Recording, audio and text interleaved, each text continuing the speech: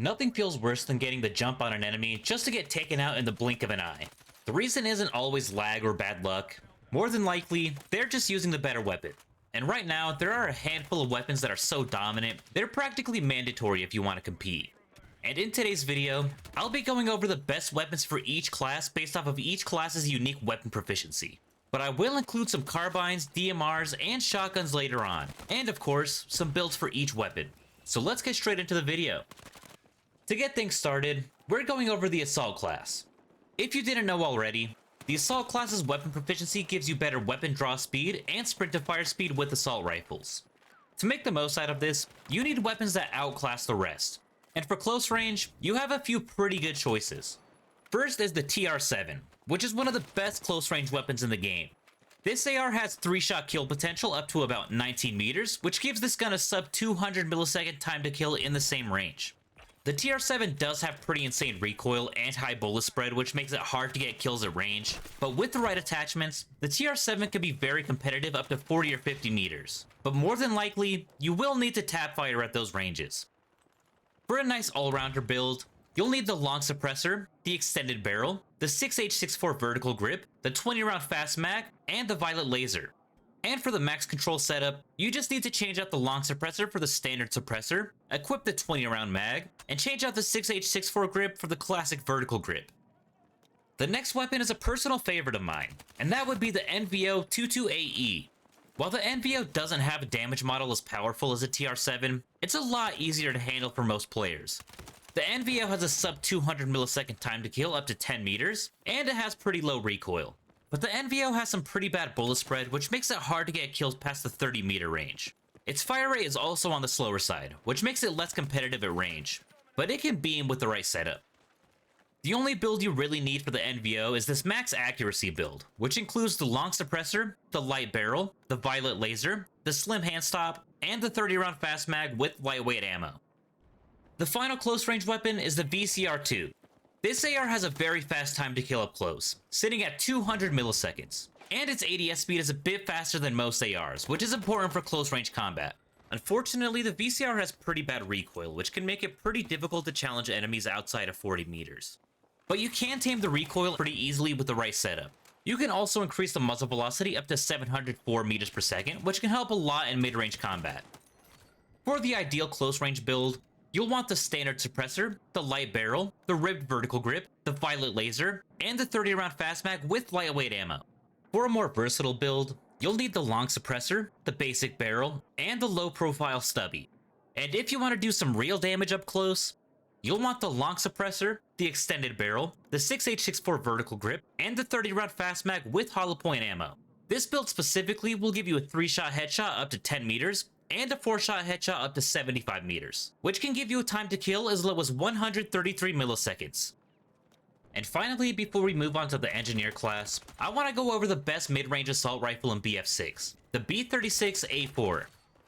The B36 has a time to kill between 250 and 515 milliseconds from 0 to 120 meters, which isn't super competitive in close range combat, but it's incredibly competitive past 30 meters. And with a maximum muzzle velocity of 975 meters per second, you can beam enemies from surprisingly far distances. The B36 also has pretty low recoil, which makes it easy to get kills at any distance, and it also has pretty low bullet spread, so you don't need to focus on attachments that improve ADS accuracy as much as you would with some other weapons in the game. If you want to focus more on close range combat, you'll need the long suppressor, the light barrel, the ribbed stubby, and the 30-round fast mag.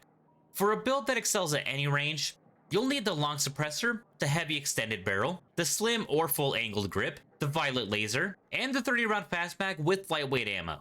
And if you just want to go all out on long range combat, then you'll want the long suppressor, the heavy extended barrel, the ribbed vertical grip, the violet laser, and the 30-round fast mag with synthetic tip ammo, so you can get a 3-shot headshot up to 75 meters, and a time to kill as low as 167 milliseconds.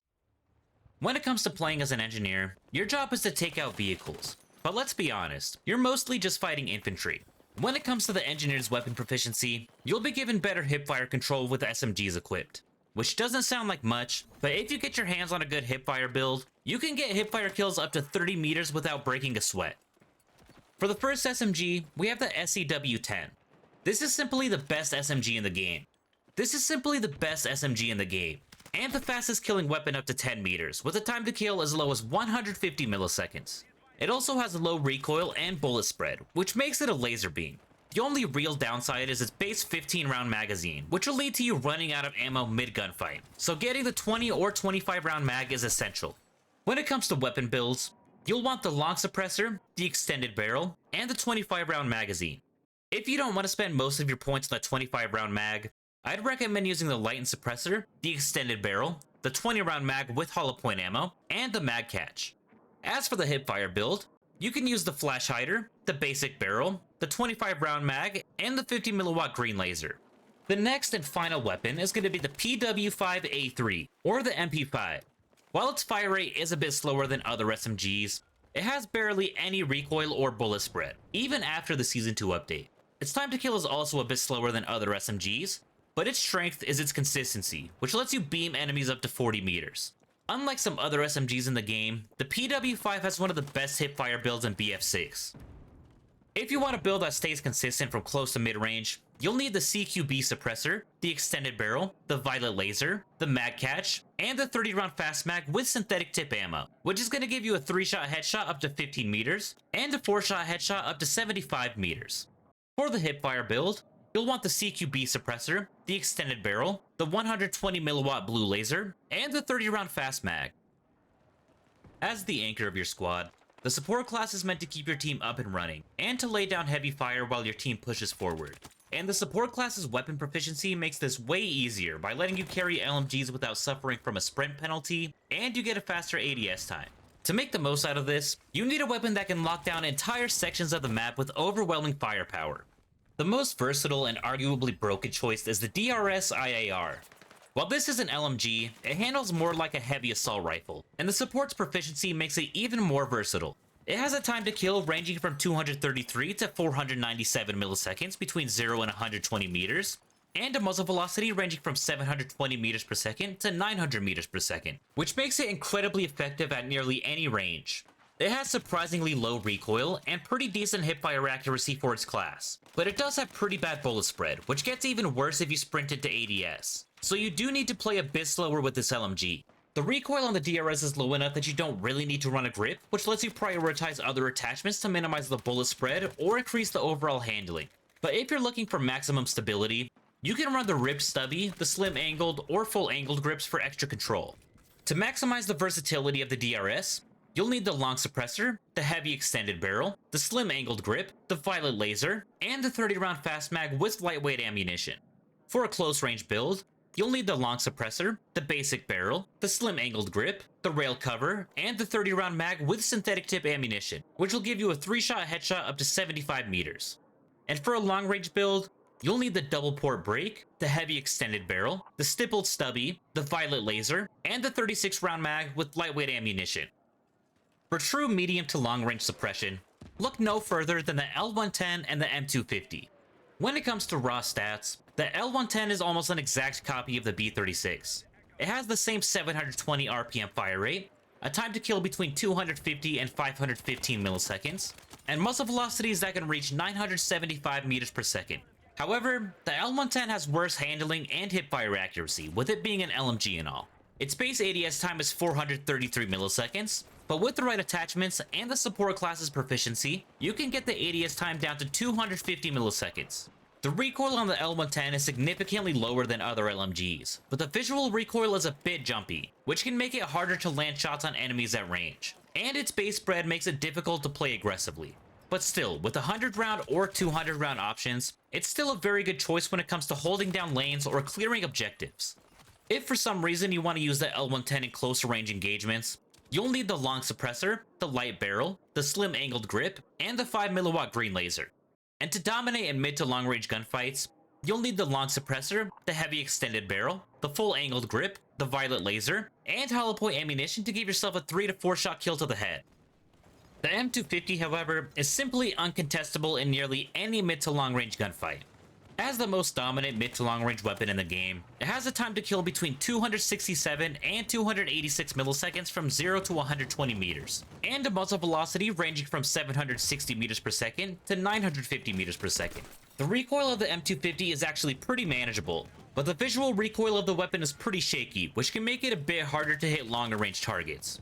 As for the M250's handling, the draw speed is a bit slower than other LMGs, and the ADS time ranges from 433 to 367 milliseconds.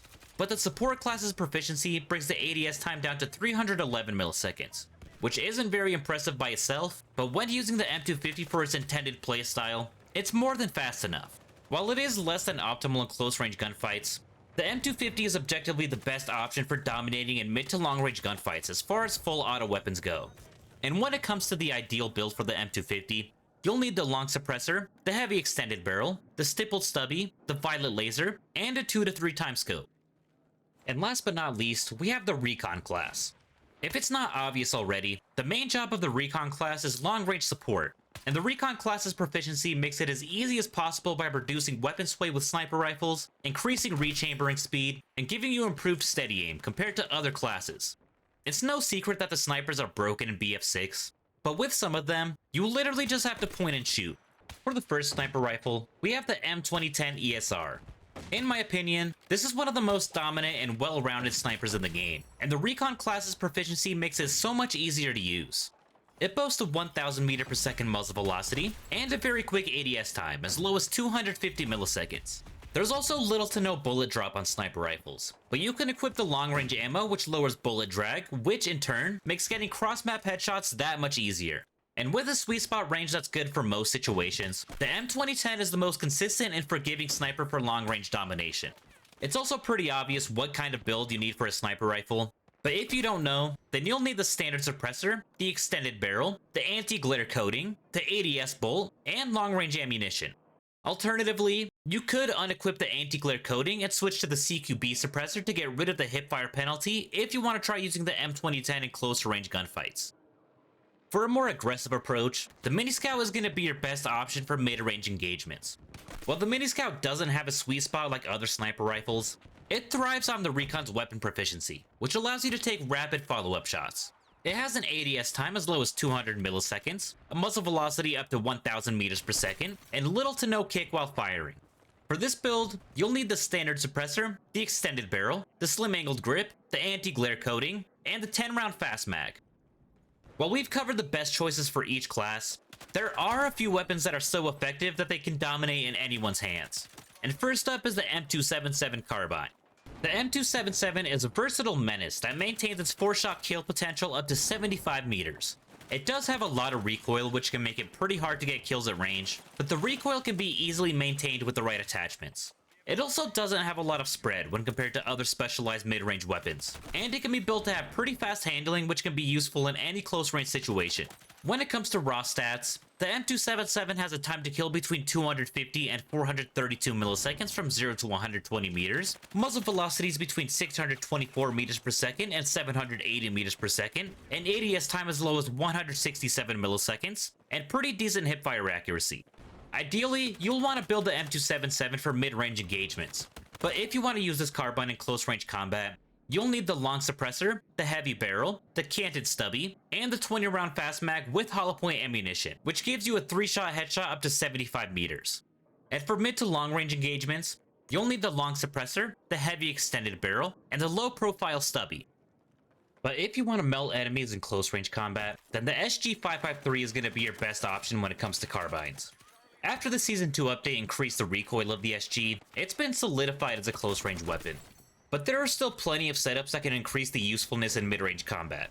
The SG553 has a time to kill between 167 and 622 milliseconds from 0 to 120 meters, a muzzle velocity ranging from 519 meters per second and 648 meters per second, decent bullet spread, relatively low recoil, and very good hipfire accuracy.